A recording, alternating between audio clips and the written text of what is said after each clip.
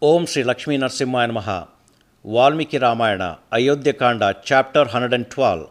Bharata receives Rama's sandals. Summary. On hearing the debate between Rama and Bharata, all the sages there were astonished.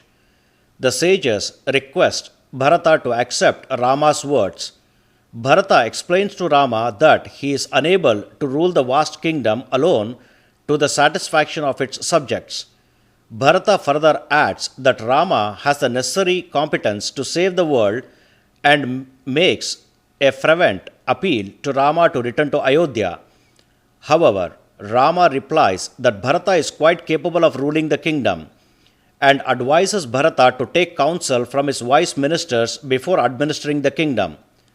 Rama reaffirms Bharata that he will never be false to his father's vow. Finally, Bharata agrees to Rama's proposition, but requests Rama to offer his sandals to be carried by him to Ayodhya so that the people there would get gain and security. Rama agrees to it and offers his sandal to Bharata, who takes a vow before Rama to enter fire in case he did not return immediately after the expiry of his term of exile. After embracing Bharata and Shatrughna, Rama bids farewell to all, with due respect in accord with the rank of each and enters his hermitage. Chapter 112 in detail. Witnessing the thrilling converse between the two brothers with incomparable dignity, the great sages gathered there were astonished. The assemblies of ascetics, great saints present there, and the distinguished sages who stood invisible in space applauded both Rama and Bharata. The magnanimous brothers saying as follows, that Dasharatha who begot these two sons who know righteousness and whose strength is justice was fortunate. By hearing the debate between the two princes, we are indeed delighted. Thereafter, that assembly of sages who wished to see a quick destruction of Ravana came together and spoke the following words to Bharata, the excellent king. O Bharata, born in a noble race, highly intelligent, having a superior conduct and a great repute, if you have regard for your father, Rama's words are to be accepted. We wish to see Rama absolved of all obligations forever to his father. Dasharatha, having honored his pledge to Keki, indeed went to heaven. Having uttered that much, all the celestial musicians and the great sages then went to their respective abodes. Hearing those auspicious words, the good-looking Rama looked radiant and worshipped those sages with a joyful countenance. Bharata, on his part, with trembled limbs, joined his palms in salutations, and again spoke the following words to Rama in a strangled voice. O Rama, keep in view the continuance of our royal statute and statute of the race. You ought to yield to the entreaties of mine and those of your mother. I am not able to rule this vast empire alone to the satisfaction of the beloved inhabitants of the town and country.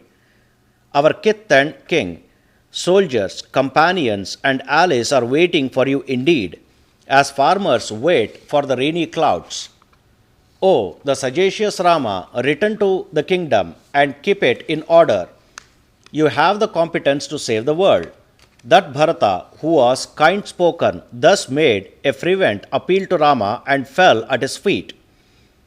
Placing on his lap that Bharata of dark hue, with eyes resembling lotus petals, and having a voice like that of a swan in rut, Rama spoke the following words to him.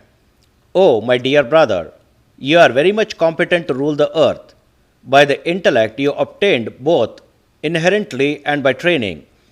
Take counsel with your ministers, companions, and intelligent counselors, and get all activities done, even if they are gigantic. Light may go off from the moon. Himalayan mountain may shake off its snows. The sea may transgress its shores, but I will never be false to my father's vow. My dear brother, your mother acted thus for your sake. out of her affection or ambition. It should not be carried out in your mind. You ought to obey her as your mother. Bharata replied as follows to Rama, who was speaking as aforesaid, and who was equal to the sun by splendor, or to the moon in its first quarter. O noble brother, pray mount with your feet on the wooden sandals adorned with gold. Surely this will bestow gain and security to all the people.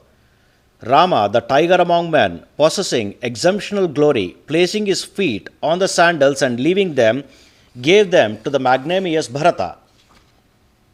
Bowing before the sandals, Bharata spoke the following words to Rama: O Rama, the hero and the terminator of enemies, for 14 years I shall wear matted locks and ropes of bark, live on fruits and roots, O Rama, and live outside the city, offering the ruling of the kingdom to your sandals.